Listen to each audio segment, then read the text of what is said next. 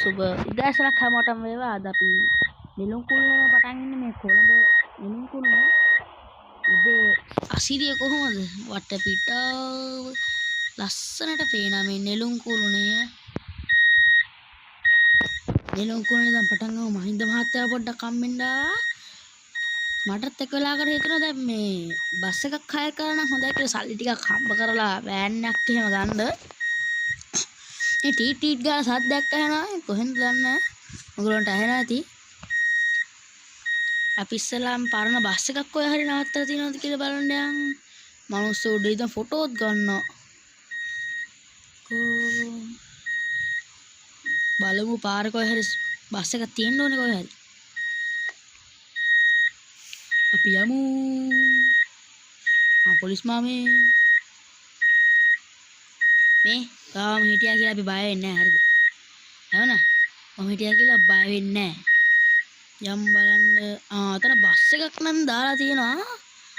අපි පොඩ්ඩක් ළඟට ගිහිල්ලා බලමු මේ කීයද කියලා.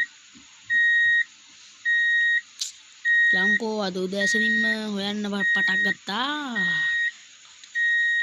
යම්කෝ බලන්න මම සෙට් එක ගාව දාලා තියෙන්නේ. යම් බලන්න. ගෙදර කවුද? ඔව් ගෙදර කවුරු හරි ඉන්නවා. මොකද වෙන්න ඕනේ? මේ බස් එකක් ඉක්නන්න දාලා තියෙනවා මේ ඔයගොල්ලෝගේද? ඔව් ඔව්. කීයකට වගේද ඕනේ ඔයාලට? මම නම් මේක කරන්නේ බිලියන 3කට විතර. එහෙමද? මම ලක්ෂ 50කට විතර ගන්න හැදුවේ. ඔය කවන්නේ පුතේ ලක්ෂ 50ක් අවුලක් නැහැ දෙන්නකෝ. මේ බස් එක පොඩ්ඩක් වැදිලා තියෙන්නේ. බලමු පොඩ්ඩක් ළඟට ගිහිල්ලා. ළඟට ගිහිල්ලා බලන්න චුට්ටක් වැදිලා තියෙන්නේ. චුට්ටක් කරලා නෙමෙයි පුතේ මෙතන චුට්ටක් කැඩලා තියෙන්නේ. මේ ඔයාලා රිපෙයාර් කරගන්න පුළුවන්ද? අංකල් මම රිපෙයාර් කරගන්න. බලන්න පුතේ තව කොහේ හරි වැදලා තියෙනවා කියලා. අංකල් බස් එක නම් සුපිරියටම තියෙනවා.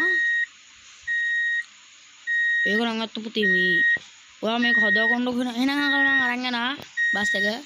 එහෙනම් thank you uncle. දැන් බස් එකට නගිමු අපි. බස් එක නම් සුපිරියට වැඩියි.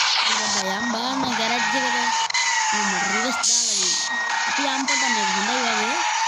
අතුල එළියෙන් තේනවා. මේක සාද්දේ වැඩිනේ මගුල. යංගෝ අපි ඉස්සලාම සාද්දේ නම් සුපිරි.